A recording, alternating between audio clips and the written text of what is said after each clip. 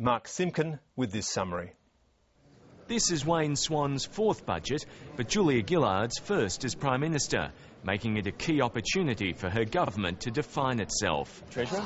Tonight, the Treasurer isn't just spruiking individual budget items, he's trying to sell a broader narrative about what a Gillard government stands for. What's the top line? Back in the black, it's getting more people into jobs and it's spreading the opportunities. Australia is still in the red and deeper in it than originally forecast. This year's deficit will be just under $50 billion, $8 billion worse than Treasury estimated 6 months ago. The blowout's been caused by the financial crisis hitting tax receipts and natural disasters hitting Queensland and Japan. The budget will still be in deficit next year and then return to surplus as promised in 2012-13. That's the number and the year the Treasurer is focused on.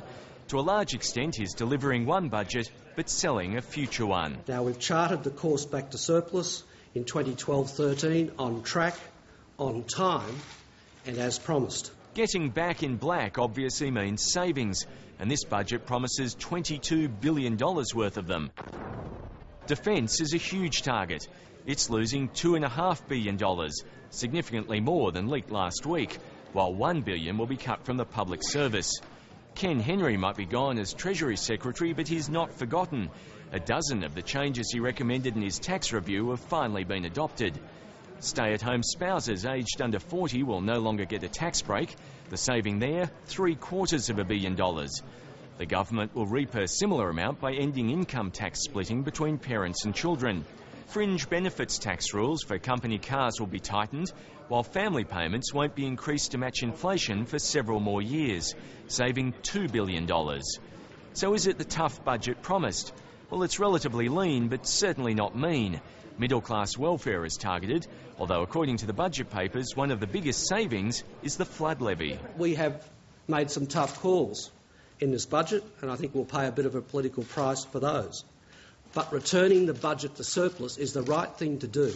But that doesn't mean there's a freeze on spending, and there's one worthy recipient. 1/3 of Australians will suffer a mental illness at some point, and after years of inaction, the government says it's got a prescription for reform. It's promising more than $2 billion for suicide prevention, coordinated care, personal helpers and other frontline mental health services.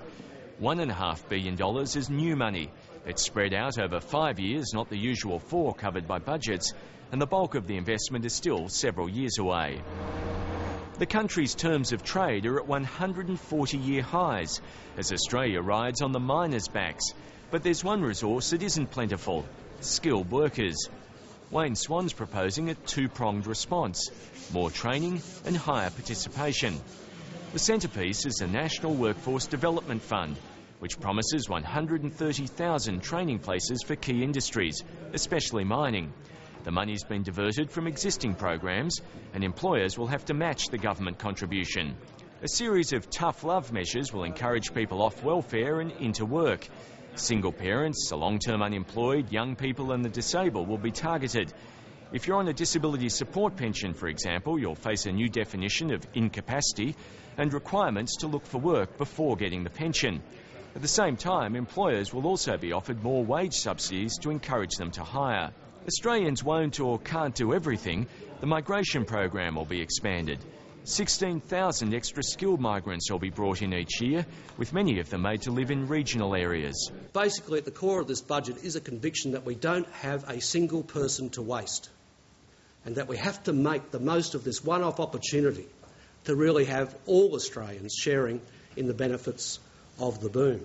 The economic forecasts are almost all going in the right direction.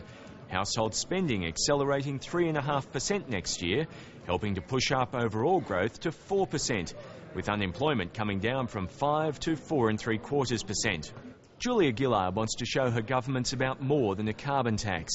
Still, hidden in the budget papers is $8.2 million for a carbon tax advertising campaign. And in 2 months, the budget documents will be overshadowed and partly superseded.